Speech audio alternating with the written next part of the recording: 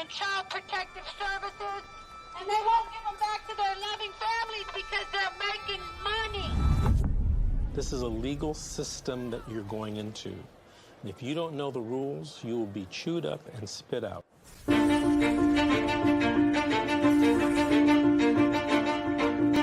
If I could say anything to a mother who's just got their children detained, you're in a crisis. Yeah. Life feels like it's over. The most important thing is regaining custody of your children. The child welfare system at its core is designed to protect children who need protection. Okay, and that's key, is who need protection.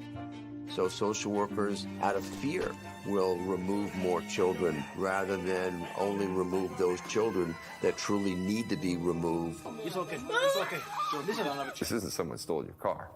Someone broke into your house. This someone took your child, your flesh and blood. It doesn't say on this order that it was not proven. It says untrue. I immediately knew that, okay, well, this ain't over.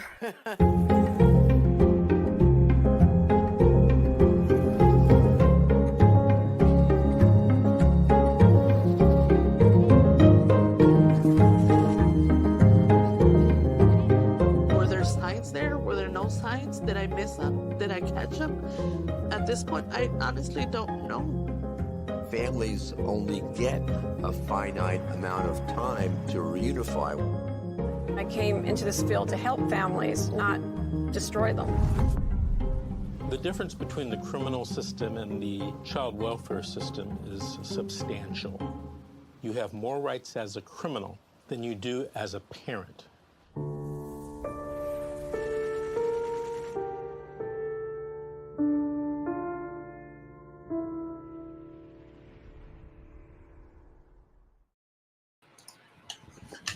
Good evening, everyone. My name is Georgette Truan. I am the host for Fight CPS Real Talk with Miss G, and I also work for attorney Vincent Davis. And I have Miss Cassandra. Hi, I'm Cassandra. My beautiful co-host. Hi, dear. Hi. So I want to start off with something, you guys. I'm sure you guys saw the introductory video, and you know, Mr. Davis always says you have more rights as a criminal than you do as a parent. And this is so accurate. And this is real news, okay? I want to start with this. Child Protective Services, also known as CPS or DCFS, or pieces of shit, whichever you want to say, are known as our protected empire built on kidnapping children and destroying families. That should be their name. Their name should be destroying families and stealing children. That's what their name should be, really. Bill Clinton 1997 Act offered cash bonuses to the state for every child they adopt out in foster care. And in order to receive the adoption incentive bonuses, CPS treats children like merchandise. Merchandise, not children. That sells. And they must bring plenty of innocent children so the buyers can choose. The buyers are the foster parents. Workers work hard to keep the federal dollar flowing. Each bonus is multiplied by a percentage, and that percentage the state has managed to exceed baseline adoption numbers. Therefore, state and local community, which is CPS, work hard to reach the goal to increase the numbers of adoption. This program is set by the very top and is run by the Health and Human Resources. By the way, you guys, I'm reading this, which is facts, and it came from Senator Nancy Schaefer herself. She was a senator. She lost her seat on the Senate because she exposed Bill Clinton and CPS and the state for what they're doing. So let's move forward. This program is set by the very top and is run by the Health and Human Resources. This is why victims of CPS don't get the help from their legislator. And the ones that benefit from all this are social workers, court pretenders, guardian ad litem, foster parents and adoptive foster parents. They all benefit from this. Psychiatrists, therapists. all of these people benefit from kids in the state custody. Therapeutic group home people. Yep, they All benefit. of it. They all benefit. All benefit. All your tax dollars are going to these people stealing your kids. And your tax dollars, really, think about it. Everybody pays taxes. Everybody. Correct me if I'm wrong, Cassandra. Yep. This gigantic We all system, pay taxes. yeah, this gigantic system afloat keeps our tax dollars are what keeps the gigantic system afloat. 6 out of 10 kids die in foster care, if not more, right now. CPS became protected empire built on taking children and separating families, which is called really illegal kidnapping. That's what it is. It's illegal kidnapping because they withhold evidence. They withhold the truth from the courts to get what they want. They will fabricate court documents. Yesterday on my show, what did I say? There was a social worker who is going to be in Kentucky. She has 5-year sentence. She was sentenced on Tuesday for withholding evidence and lying against the parents. She lives in Florida, and the judge said, nope, you're going to carry your sentence in Kentucky where you committed your crimes. And I hope to God in jail she would learn a big lesson. And I hope to God that the state wakes up and do the right thing, because stealing kids from innocent families is despicable. Despicable is plain evil. It's evil for destroying innocent children. They're absolutely. But the social workers are not human. It's torture. They're not. There's no way they're human. There's no way anyone can steal children from their mother or a loving father and call themselves human. It's not right. It doesn't make any sense. It's just I sometimes I'm lost in words because they're scumbags. They're nothing but narcissistic, sociopathic individuals. That's who they are. That's exactly who they are. So the system is broken because CPS has the power to destroy and target innocent families while they leave abused kids in homes of the abuser. What is happening in America? Where CPS is a political criminal shitheads who steal children using ruthless type of behavior. Ruthless type of behavior. It's disgusting. Everything that is worth living for is under attack right now, you guys. So let me explain it in depth. The environment that has been created and corrupted and manipulated. This environment has been created and corrupted and manipulated. Does not respect women, does not respect children, does not respect anyone. Okay? They don't even respect some men. It cares nothing about families. It cares absolutely nothing about families. If that is the society we want to live in, then we need to see how crazy we are. If we are used to this society, we have to be crazy because it makes no sense. The world in the condition it's in is because of disrespect of women in general. Let me explain it again in a different way. There is so much that is placed around a woman. Let me just say this. When you teach a man, you are teaching an individual. When you are teaching a woman, you are teaching a nation. You're teaching a nation.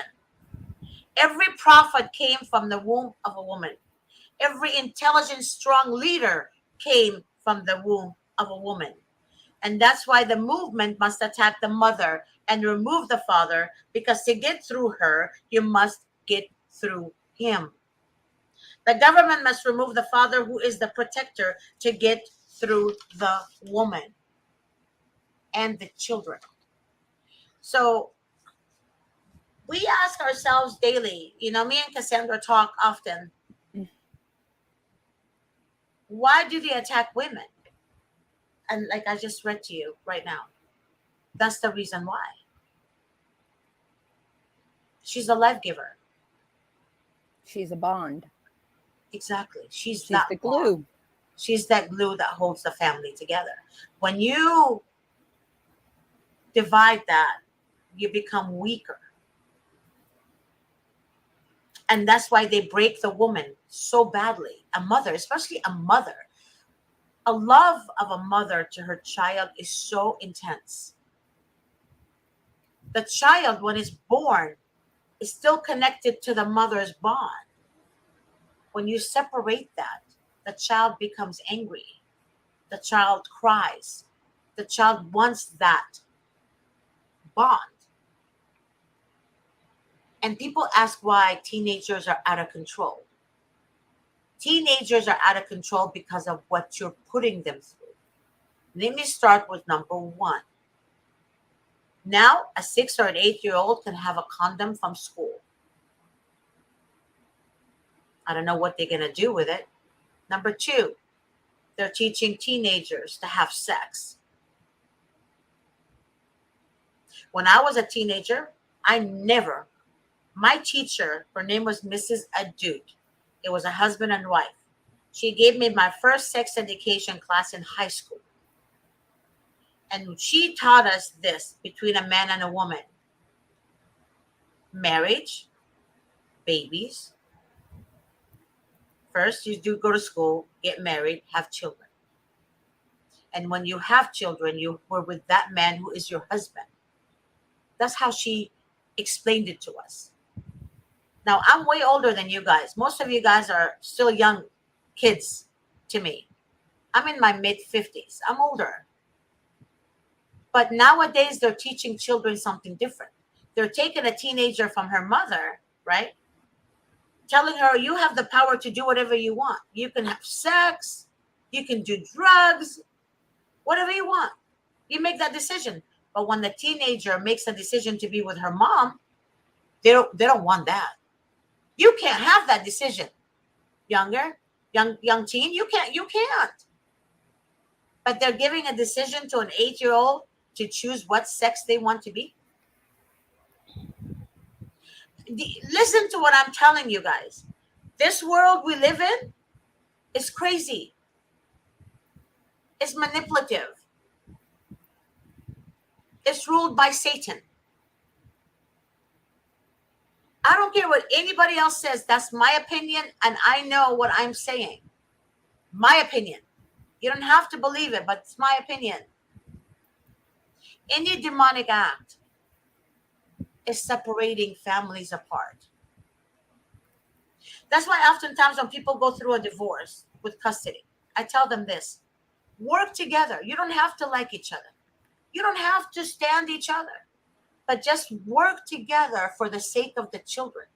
But then again, if you have a narcissistic parent, he's not going to want to work with you. He want to make your life as hell as can be and brainwash your children so they have doubts against you, so he wins. Same thing with CPS. It's all about winning. It's not about the well-being of a child. It's not about protecting children. That's not even in their vocabulary. They go to schools. They have training once a month, by the way, once or twice a month, where they go to school to teach them more how to manipulate parents. I never gone to a course in my entire life to learn how to manipulate people. It makes no sense to an average person who never grew up that way. I am blessed to have grown up with both my parents. I am blessed that I've never seen my mom and dad argue or fight or disagree, or, they talked it out, they agreed to disagree, and they moved on. But maybe all my life I could never process that such craziness exists. It's not until you actually witness it, right, that you realize like your brain shifts, kind of like, what is this? How is this possible? Narcissistic, sociopathic people their target are good people. Good people who actually speak the truth. Because they're easy target. Why? Because they can easily be manipulated. And we live in it. We live in it in relationships. We live in it among friends. We live in it among our colleagues. We live in it among other people that we meet. We live in it everywhere. It's all around us. But you have to learn to discern and keep your mouth shut. And not speak to them as they're your friends. And I keep telling everybody this, do not talk to them as they are your friends. And oftentimes people get in trouble with CPS and because of their own doing. And the problem is everybody thinks they have a civil lawsuit. Everyone thinks they have a civil lawsuit against CPS. But what you guys don't understand is that, number one, you have to hire an attorney from day one of that card being placed in front of your doorstep, or the initial phone call from a social worker. Number two, having an attorney before they remove your children during the investigation, having the attorney present and you keeping your mouth shut and having the attorney handle the case, a juvenile dependency attorney that is, it opens the door up to a good civil lawsuit. Your documentation is also important. If they came to your home, did they have a warrant? Was the warrant signed by a judge? Oftentimes I ask people, did they have a warrant? I don't know. I said, so anybody can fucking give you a card, say I'm a social worker, you give them your kids? You have a warrant. Well, they came with the police. The police is just a distraction. Some cops don't even ask to see a warrant. Some cops just go along with it. So you have to, and I know it's hard to say because when you're in it, you're emotional. As a woman, as a mother, the only thing that matters to you is your kids. That's it. But then you become emotional. You're not logical. You're not centered. But how can you be centered? But that's what I try to educate people. And I hope to God people are watching this before they open their mouth with social workers. Don't listen to them. Don't share with them your life story. They're not there to be your friend. They're not there to be buddies where you can go to Starbucks once in a while. That's not their job. They will take your kids. I don't care if you're mother of the year, father of the year. I don't care. I don't care if you have a Porsche, you have a Toyota, you have a Honda, you have a Rolls Royce. It doesn't matter. Their job is to steal your children, period. There's a case that we're handling right now. I can't say who, but somebody that's very well known, right? So the social worker lied and said that the mother did not have food in the refrigerator. That's a lie. The mother has 2 refrigerators, by the way, full of food. So what did the mom do? Immediately downloaded the camera. She had a Ring camera in the kitchen. She had a Ring camera in the living room. And the Ring camera in the kitchen is to make sure the kids don't just go and eat ice cream without her knowledge.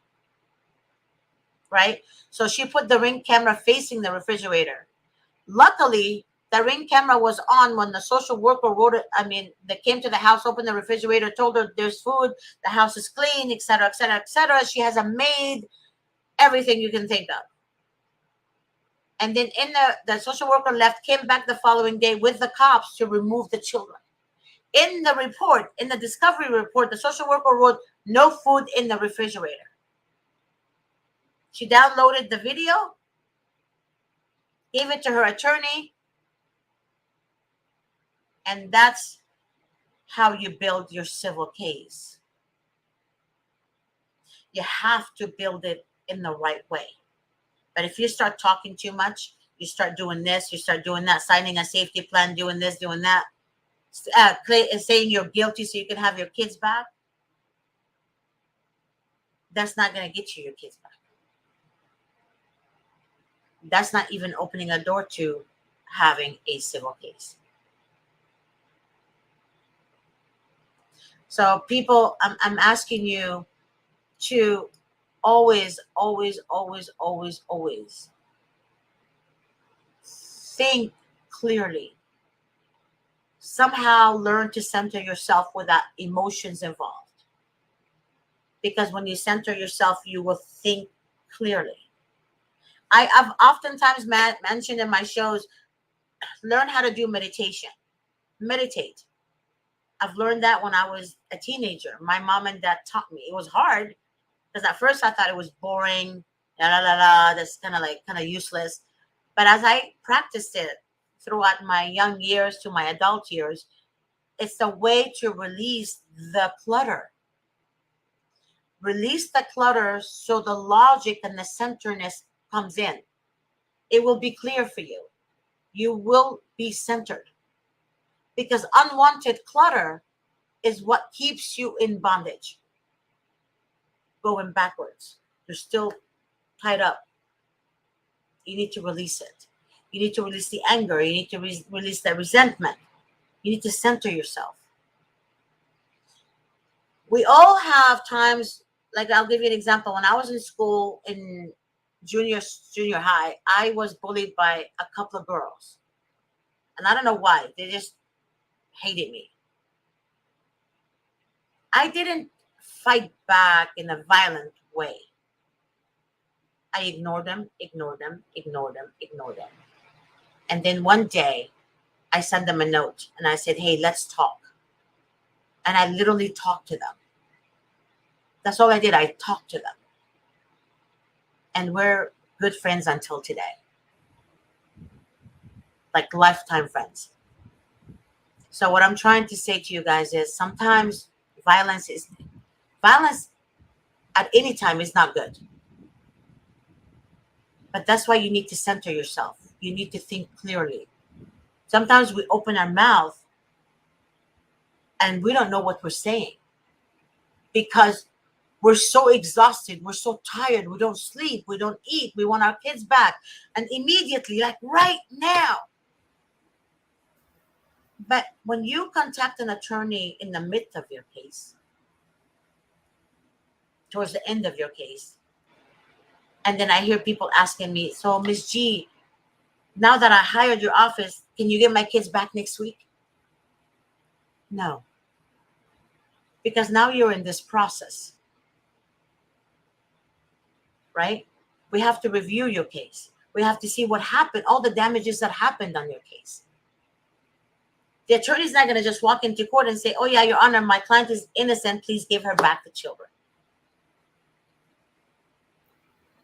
Yes, you can get your kids back. But you have to do it right.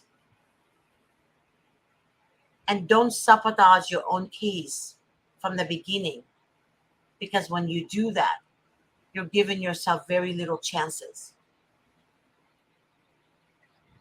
It's kind of like don't give them a gun and ammunition and tell them, here you go. You can't do that to your enemy. Here you go. Here's a gun. Here's the bullets in your hand. That's exactly what you do when you're emotional. There is a guy that I was just talking about. I think I mentioned earlier that Cassandra is going to talk about. He's a Democrat and he was a foster child. And, Cassandra and I talked about that for a brief minute. And I said to her, it doesn't matter if he's a Democrat or a Republican. All we should care about is that the children should belong at home with their families.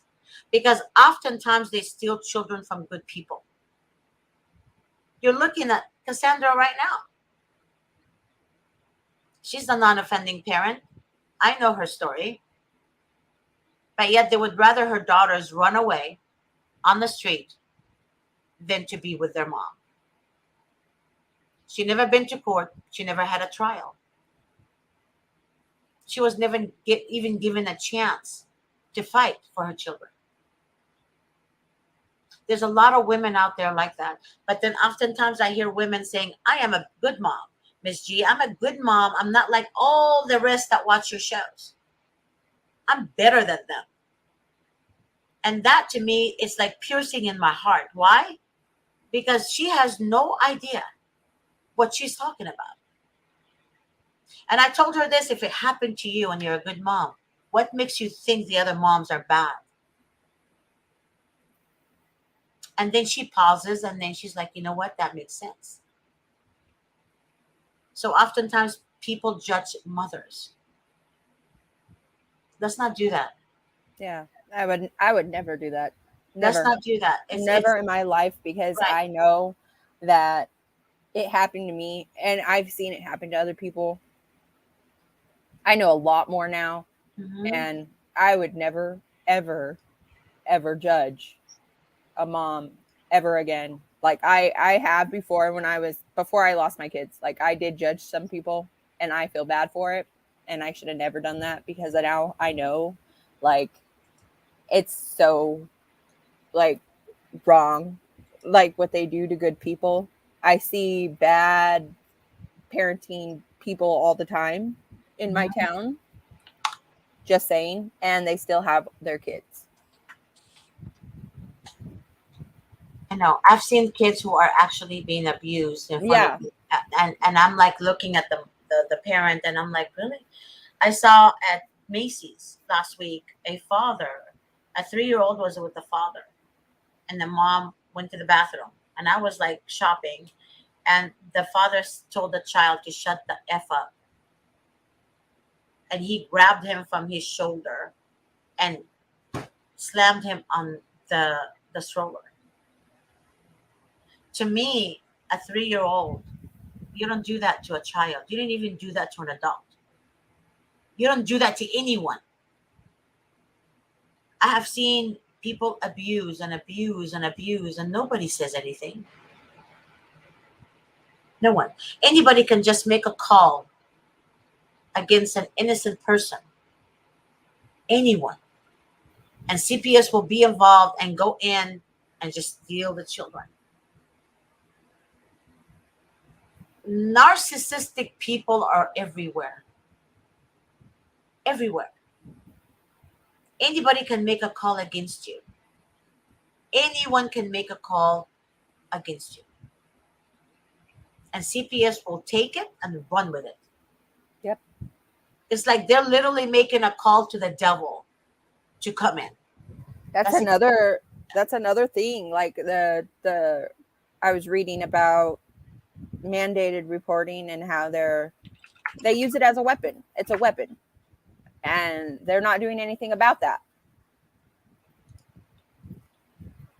I know. I want you to tell everybody about that guy that was in the foster system. Okay.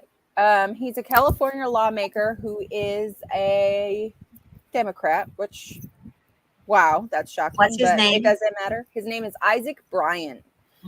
And he actually spoke at the rally that was on May 11th in Sacramento.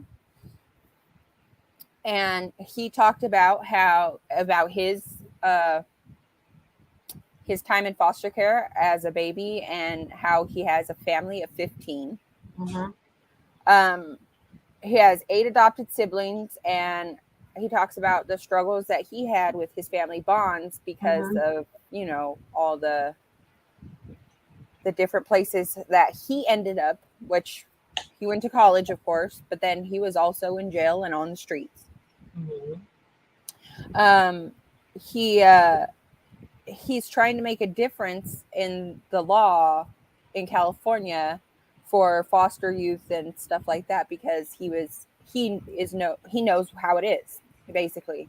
And that's why he has kind of a one up on his colleagues and stuff, because he's basically been there, done that. And he has some supporters and some back up from other Democrats in the lawmaking.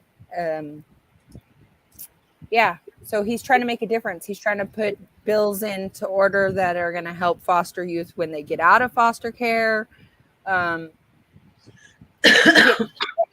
Yeah, he's doing a lot. And I think this is the link right here on Facebook. I got that link, copy that link on Facebook. So you guys can copy and paste it and you can read more about him. Yeah. And like I told Cassandra, it doesn't matter what he is. Yeah. As long as he's trying to make a difference.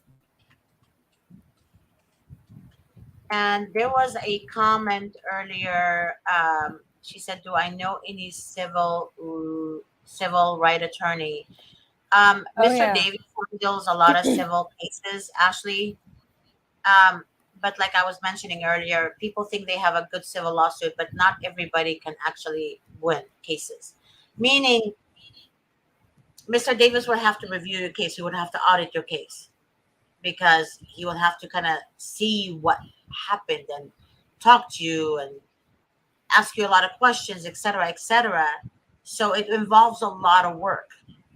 And oftentimes people think 100% they have a good case, but you don't know that until a civil attorney can audit your case. Just like when you go to the doctor, you explain your symptoms, but the doctor cannot just go by what you're saying. He or she would have to do a blood test. Yeah, right? I think if everybody wants to see a picture of who we're talking about so they know, like, who Isaac Bryan is, this guy is amazing for doing what he's doing, and he was a former foster care child, you know, if they want to see it. I'm going to see if I can... there he is. That's him. He's on the screen. That's Isaac Bryan. He is the lawmaker that's trying to help in the child welfare system. Yeah. So, and because he's been in the system himself, so he understands what goes on behind closed doors. And I think that's the kind of person we would want on our side, because he knows it, he's seen it, he knows what happens to children after they leave foster homes. I mean, there's nothing good, really nothing good happens to them.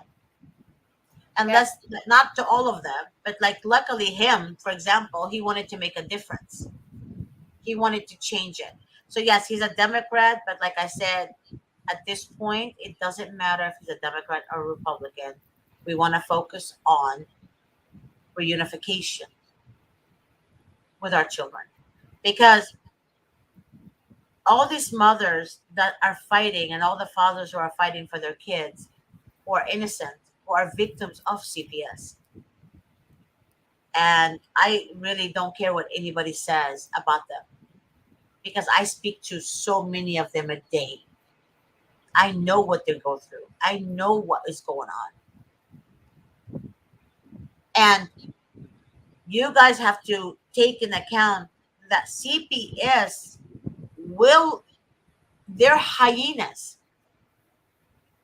Watch hyenas when they're in the jungle, what they do. They're ugly, right? I mean, you've seen a hyena, right? They're vicious. They're ugly. They're ugly human. I mean, ugly animals. So when you look at a social worker, don't ever think her intention or his intention is to help you. They don't help you. Because if they help you, they're not going to get the incentives. Adoption. That's a big number. That's a huge number. Social workers will help family members if they've been reported at, their best friends. You know what I mean? Kind of like they will choose who they want to help and not help. But then they will feed you with a bunch of lies. If you say you did it, you're going to get your kids back. I hear that a lot. I see that a lot. If you sign here that you did it, you're going to get your kid back next week. Oh, your reunification is in October. Why wait until October? There is no reunification in October. That's what they want you to think. But why wait that long? Why do you have to wait until October to unify me with my kids? Right? Yeah, that's what they did to Why? me. Well, that's what they did to my baby's dad. They told him Exactly. January, they told him May, they told him December, they told him January again. Like, it's like pulling along like something and teasing. Like, have you ever seen that Geico commercial where the guy's got a dollar bill on like a fishing reel and he's all like, Yes. come on, you can get it, you can get it, and the guy's trying to chase the dollar bill. Like, that's basically what they're doing. Yeah, that's what they do with Like, everybody. But and don't ever. Well, the point I'm trying to make to people, and I'm hoping I can get through to them, is do not admit you're guilty when you're not guilty. Why would you want to admit you're guilty when you're not guilty? Here, Tanya said they have had my children for 3 years.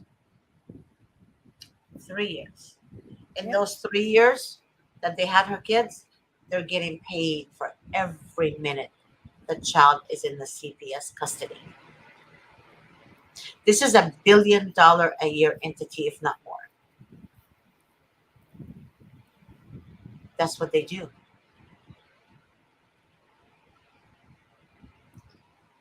They make their money. They're going to get paid.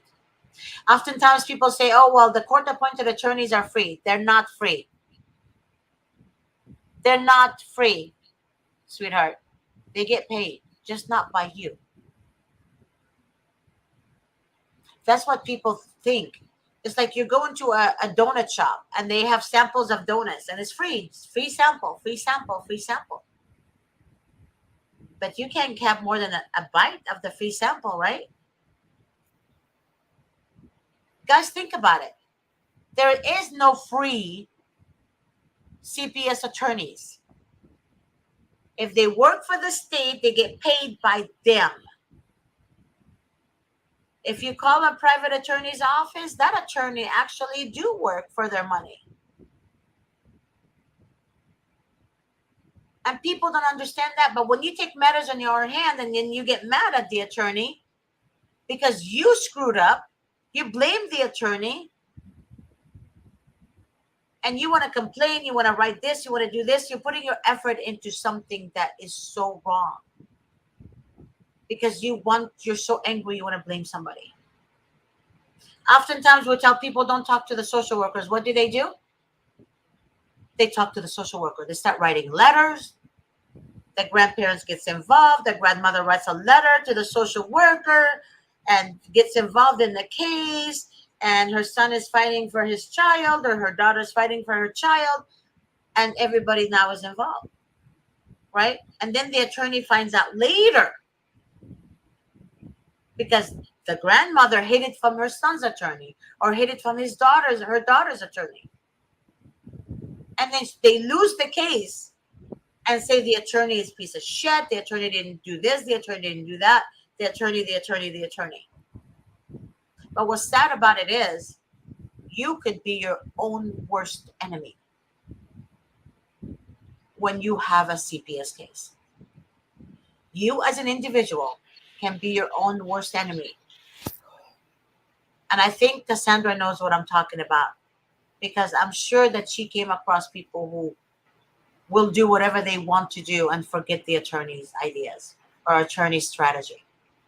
oh yeah, like That's especially people that don't educate themselves first, like, no. and don't know anything about the law.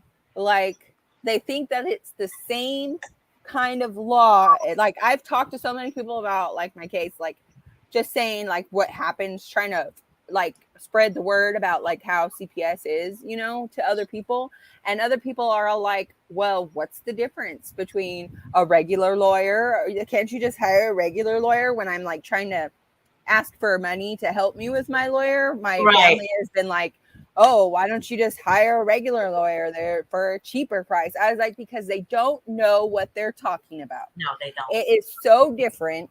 And so, like, if you don't know what you're doing, it's not going to work. You're not going to get, like, I tried to explain to so many people. And that's why it was hard for me. It's hard for me still trying to get the funds up for an actual attorney because nobody wants to help me because I'm trying to get a specific kind of attorney. Like it seems like, and people are just not educated to the fact that you could fuck up everything with the wrong attorney, with the wrong thing you say, with the wrong thing that somebody else says or somebody else goes and does. They think they're going to help you, but they're not. They're making things worse. Like you got to tell your family and friends not to go fuck with your shit either, though. Like I've seen that happen. Like somebody from somebody's family go into the social workers and try to like do something like they're able to and just make it worse on somebody else. Like I've seen that too. Yeah, I've seen it a lot too. I want to answer somebody that wanted to call in. She said, "Can I call in?" What you can do is you can contact the show producer Grace, and she will put her information right now, and you can request to be on my show. You're more than welcome, and you can talk about your story, and or talk to Grace first, or talk to Cassandra also. Cassandra, I think you're on Facebook, right? Yeah, I'm on Facebook. Yeah, she's on Facebook. Just contact her, send her a private message, like on Messenger, and she will be able to talk to you and know a little bit about your story, and then set you up with Grace. And here's Grace's link right now. That's her email. You can always email her, and then set it up with her. But I recommend you talk to Cassandra as well too, because she's amazing. Thank you. Well, also calling out to like any foster kids that were in the system. We would love to hear your stories too. Just not just like the parents, but the foster kids to tell their stories too. I would love to hear some of your guys' stories and your experiences in foster care. Mm-hmm. That's a good idea. And also, I spoke to 8 foster kids this year, from the beginning of the year until now, total of 8, and I have their names and phone numbers, and they're amazing. They're in the some of them are in their 20s now, some of them are in their 30s, and they had so much to share with me. When I was talking to them, most of them I met them. I met them at Starbucks. A couple of them went to Panera.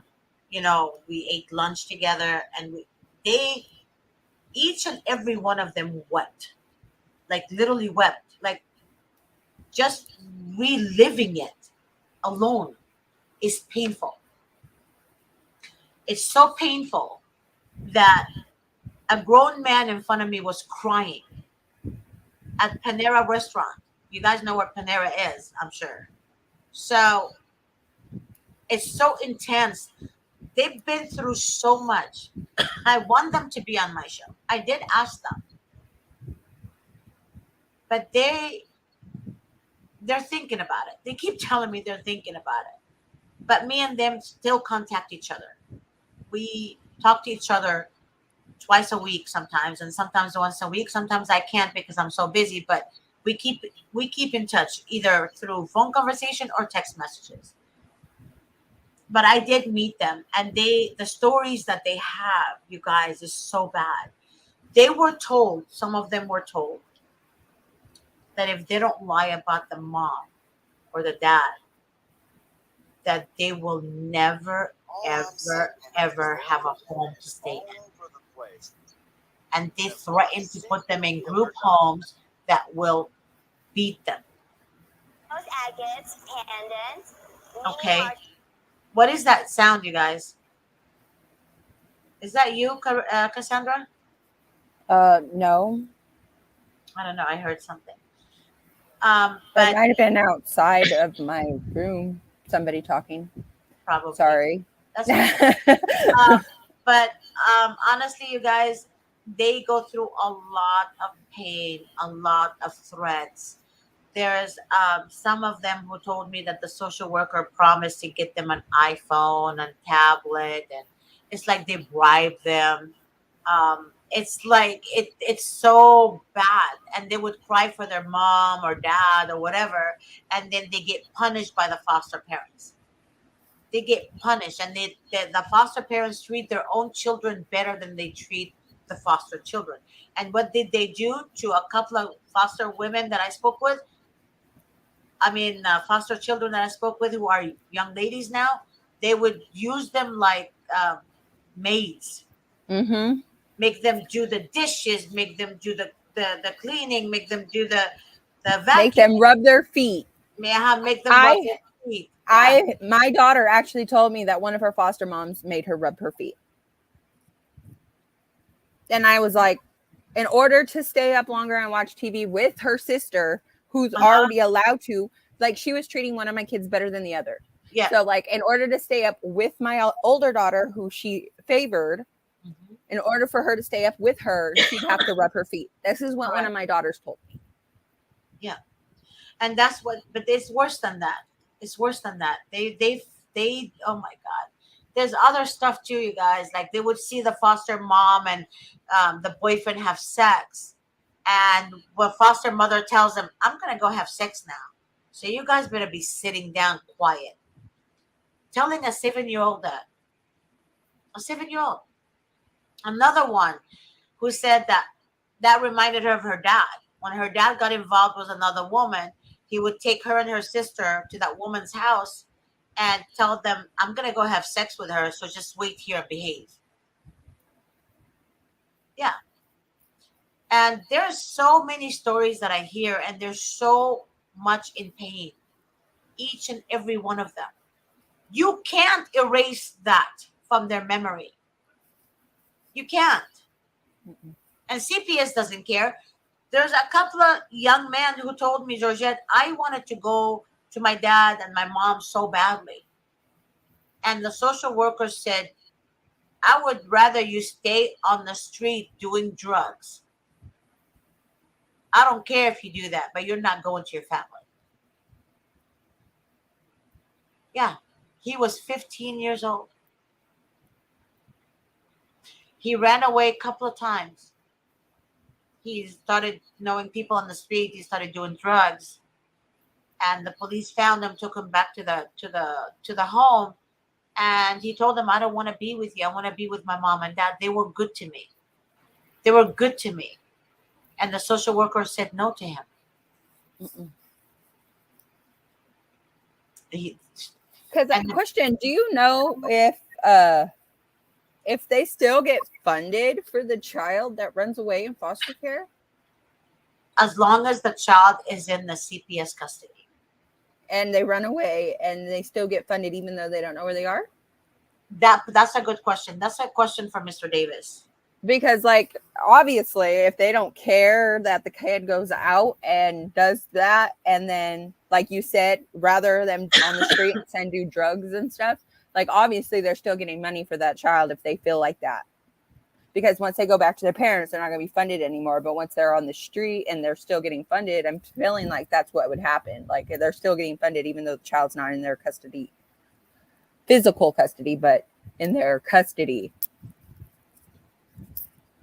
That's a good question, actually. You always come up with really interesting questions. I just love you, Cassandra. I'm gonna ask Davis that. I'm gonna actually text him right now because I'm curious to know too. Yeah, like, because, like, if that's the case, no wonder there's so many missing foster children and them not giving a fuck. Like, seriously.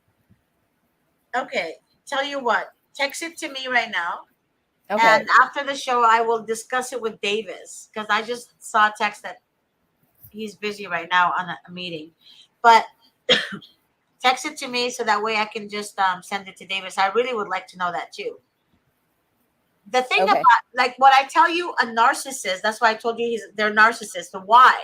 A narcissist doesn't want to lose. So they would rather destroy the children, manipulate them, brainwash them, than to see them happy with the parent. Does that make sense? You guys have to study oh my God, at least study go to school and take psychology. Read psychology books. Understand Learn about the narcissistic behavior. There's several types of narcissism. There's covert narcissist. There's a malignant narcissist. There's this narcissist. I mean, bipolar, at least they have medication. But being a narcissist, that's near damn as the same way as being the devil himself. They're demonic. They're pathological liars. They start smear campaigning about you. They start a smear campaign against you. And those idiots that believe them are nothing but idiots. And they behave like victims. They lie. They manipulate. That's some intense demonic shit. Perfect example. There's men and women who are narcissists. Watch the Andy Gibb trial. Listen to her testimony. Amber Heard. That's a perfect example of a narcissist behavior. My opinion. And I'm sure a lot of you watched it. But you guys have to understand, you have to be careful who you speak with. When it comes to social workers, like I said, do not share everything with them. You need to contact your attorney. You should share everything with your attorney, but your court-appointed attorney will take your information and use it against you. It's very important that you guys understand that. They will use your information against you. So you need to educate yourself about CPS. You need to educate yourself how they behave, how they operate in the courtroom, what the purpose of the court-appointed attorney is. You guys think free is good, but do everything in your power to get an attorney in the beginning of your case. Not a family law attorney. Mr. Davis always says you need to hire a juvenile dependency attorney. Which are very hard to find. Well, some of them don't want to handle cases. Yeah. Some of them don't want to deal with CPS. They would rather die than deal with CPS. I've like searched in California, and it was hard for me to find another, like any other one besides Mr. Davis. Like seriously, I found one other woman who would like help with CPS. Actually calls herself a juvenile dependency lawyer. Well, I don't know how much experience they have, but like we have attorneys in Mr. Davis' office, like Jennifer Alney, 32 years. You know, Mr. Davis, 30-something years. We have Andrew Hawes. We have, oh my God, I forgot the other names. But we have people, attorneys in our office who are very experienced when it comes to CPS cases. So if they haven't done a CPS case but one time, that's not I don't know. I shouldn't say that, but I don't know. It depends on the attorney, right? Yeah. I can't determine if they're good or not. But you need somebody who knows how to fight CPS. Knows it very well. They know the ins and outs of CPS. And that's the advice I'm going to give you guys today. Tomorrow, we're having the Relatives Fight CPS at 4 o'clock Pacific Standard Time. I'm sorry. I take that back. 3 o'clock Pacific Standard Time. I apologize. 3 o'clock Pacific Standard Time is called Relatives Fight CPS. If you're relatives who want to be involved, if you're a sibling, an older sibling, if you're an aunt, an uncle, a close friend of the family, you're more than welcome to write down questions. If you want to participate in the show, please contact Grace and also contact Cassandra. And Cassandra is on Facebook. What's your name on Facebook? Cassandra Woodard. Yeah, that's her name on Facebook. You can send her a message, a private message, and she will definitely give you a call back. Melanie Hudson said, I had no idea everything could be twisted into head like that. Twisted like that. Even reading books to my kids, not enough structure. I read to them almost every night, still at age 8, 6, and 4. They loved it. Oh my God. Melanie, I don't know if you called my office before, Mr. Davis's office, but you're more than welcome to contact me at 888-888-6582 and let me know a little bit more about your story and to understand it better. That would be great. So the number again is 888-888-6582 and just ask for Miss G or GT, Lenny, Joni, Rachel, or Diane might answer the phone. Just let them know that you were on my show and to send me an email with your phone number and your name, and I will definitely give you a call back.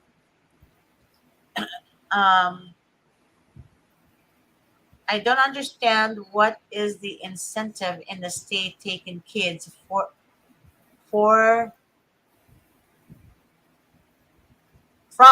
maybe she meant to say from their parents and giving them to foster, where they have to pay foster parents and program for parents. That's the state losing. That's the state. I don't know what that means. Tax. So that's the state losing money. Honey, the state doesn't lose money. The state makes money. And in order for them to make money, they have to pay these programs. But what you guys don't understand is that oftentimes judges have group homes that they own too.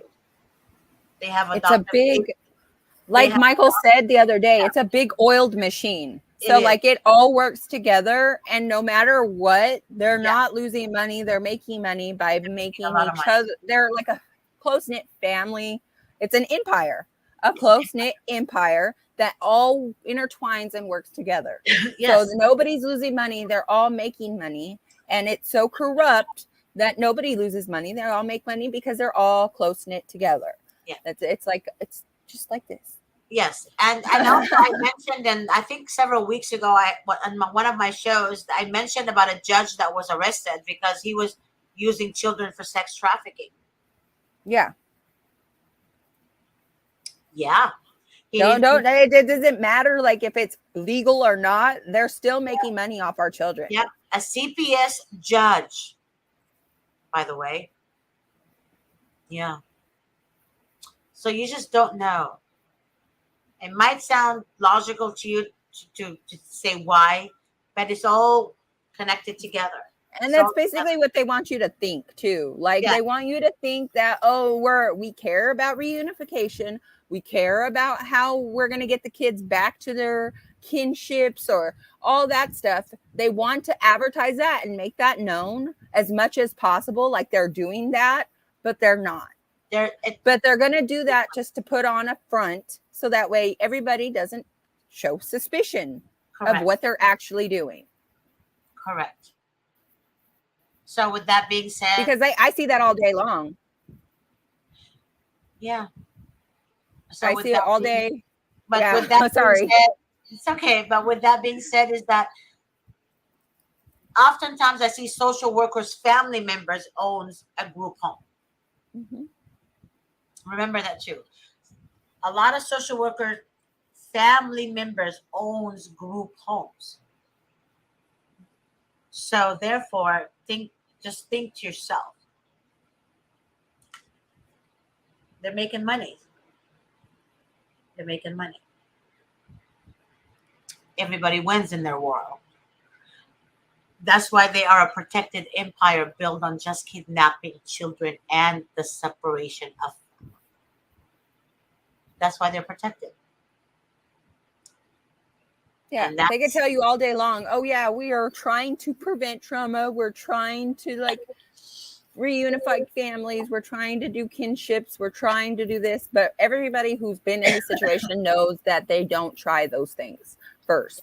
They try to put them into foster families first. So that way they could get funded. So that way, because they're all a close-knit family. They're not trying to keep our kids in our families where they belong for our God-given right to have our kids. They're not trying to do that. They're not trying to not cause trauma. They're trying to cause destruction, and they try to advertise this as much as possible so that way they could look like they're doing their job. That's all it is. I am going to send this book to Melanie. I know that once or twice a month I'm going to start doing this. So Melanie, I'm going to send you this book. Mr. Davis wrote this book, The Secret How to Fight Child Protective Services and Win. I actually love this book because he breaks it down step by step, you know, what happens in the first hearing, what happens in the second hearing. I mean, this book is amazing. I don't know if I sent you yours yet, Cassandra. Yeah, you have. It was kind of hard for me to like connect with that book since I didn't go to court for any of No, that. I know, but just to give you a little bit of knowledge on how it works. Yeah. So that book is very good, you guys. So Melanie, when you do contact me, please let the receptionist know that I mentioned that I'm going to send you the book, and I would just need you to communicate with you. And I'm going to start doing that with people on my show. I'm going to choose one of you guys, and I will send you a book. Definitely, at least you have it with you and keep it with you, and educate yourself and the process in the courtroom in this demonic building. And in order, like, I got something to say too. Like, if you ever see somebody having the same situation problem as you, share your knowledge. Like, basically, let other people know about that and support them. Like, be supportive of your fellow like parents that are going through the same thing. Like, don't sit there and watch them go through it without letting them know what they can do if you know what to do. Exactly. Because the more you know, basically. Woo. Like, you know, the more you know. No, this is a good question too.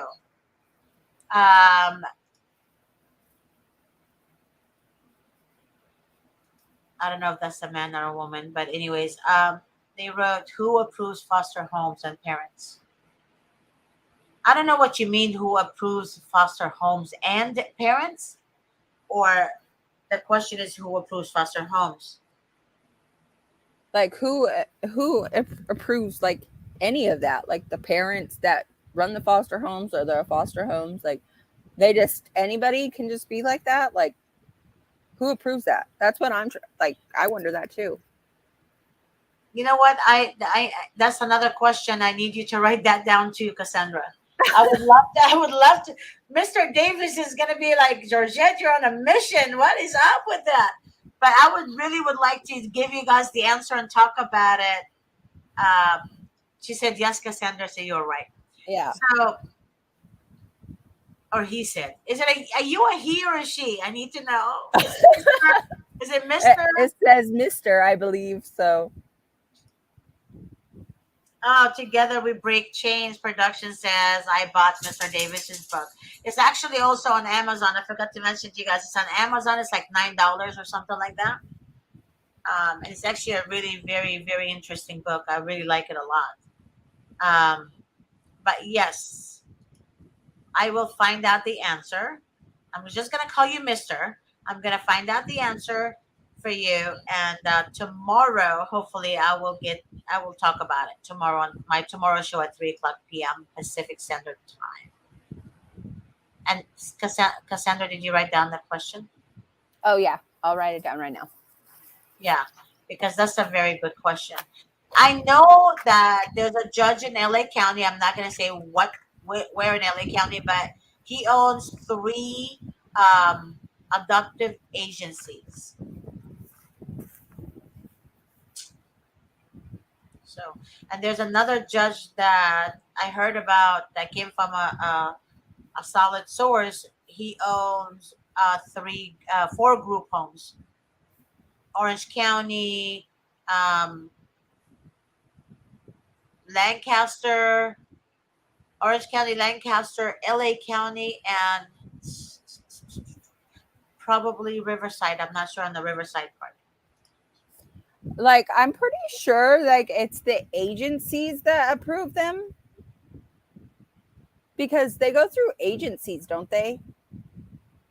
We don't know. I don't know. Because I know I was just talking to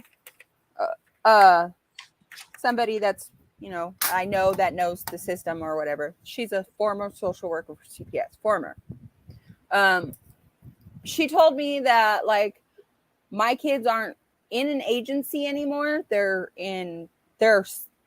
certain agencies, and then there's CPS, and they're in care with CPS, but they used to be in agencies, and the agencies are what do the foster homes and stuff. But I guess CPS has their own foster homes and stuff too. Yeah. And like, we don't know why my social worker person isn't contacting the agencies, and he's just keeping them in CPS, like foster homes. Like, it's a big close knit system, like I just said. Like, but I think there's agency approved foster homes, and then there's CPS approved foster homes. But I don't know exactly who does the approving. The state approved foster homes. I have no idea about that. Like, I don't know who does that. You know what? It sounds right, but I'm still going to ask Mr. Davis. It sounds right that the state approves foster homes. However, how do we really know that the foster home has no connection to the judge or relatives? Or in the fact of, like, if they have anything wrong with these people. We just talked about yesterday how some foster mother shook a baby to death. And then how they put old baby. Yeah. And then baby. The Riverside House of Horrors children, the Turpin children. Right. Turpin children were abused by their parents for years. They had a 30-year-old, a whole bunch of people. They also got put into a foster home after they got rescued from their parents, where they were still getting abused and molested. Wow. So, like, who's really doing the approving of all these foster homes, and who's really, like, looking out for the kids? Because I don't see anybody doing that. The thing about it is, there's a lot of foster homes who have a criminal record. They actually live with sex offenders, but yet they will take children because of the grandmother's felony when she was 16 years old. But what the hell? Like, what is happening here? By the way, tomorrow we're going to discuss the on Relatives Fight CPS show. We're going to discuss the new law, because I'm getting a lot of people telling me, when they call me, I tell them, I said, there's a Nancy Skinner law. There's a new law. They can't hold your past against the family members. They can't do that. And then once the parent mentions that, or the grandparent, or the aunt or the uncle mention that to the social worker, they act like they're stupid. They act like they don't know what they're talking about. They know about the new law. They know about it, but they want to know if you're educated. They want to know if you know. Oftentimes people tell me, I didn't know. When did it come out, Ms. G? I'm like, it was signed and it was in full effect on January 1st of 2022. I have something else to say, though. Yeah. I also, like, people, listen to me, people. Yeah. Stop being lazy. When we tell you about something, look it up. Yeah, look it up. Look it up online. We'll give you a full name. We'll give you a full thing. Look it up. Don't be lazy. Look it up. I don't think it's a matter of lazy. Like, it's not a matter of lazy. No, I think it's not a matter of lazy. When they don't sleep and they're tired mentally, and people deal with CPS, but yet they're dealing with working. They're dealing with keeping a roof over their head. They need to find ways to find an attorney. They can't financially afford it. So their mind, that's why I said, they're tired. Miss G. They're tired. Huh? Miss G. Yes. Miss G. Yes. We were just talking about this before the show. But they're tired. I don't want to hear it, because I do the same thing. And yet I still research and I still do everything I'm supposed to. That's and true. I have the same problem going on. It's but an it's the excuse, beginning of it. in the beginning of it. I'm talking about from the beginning of the case. They don't do their research because they're so scared. Well, that's why we're telling them to do their Yeah, research. right. And don't be scared. Don't be scared. Do the your research. Don't give the devil power over you. Bottom line, don't give the devil power over you. Remember, the devil wants you to be scared. The devil wants you to be tired. The devil wants you to completely lose your mind. If you do that, then you're literally giving that person the power over you. So center yourself, meditate. Like I mentioned in the beginning of the show, use meditation. Meditation is so important, you guys. Get the clutter out of your head and start focusing on the ahead. Don't focus on the past. No matter what the devil puts in front of you, your past is forgiven. Period. And actually, we need to pay more attention to the people around us. If you have people around you who are putting you down or discouraging you, you need to eliminate them from your life completely. Because you know who your friends are and who your family are when you're dealing with trials and tribulations. Right, Cassandra? Yeah. Yeah.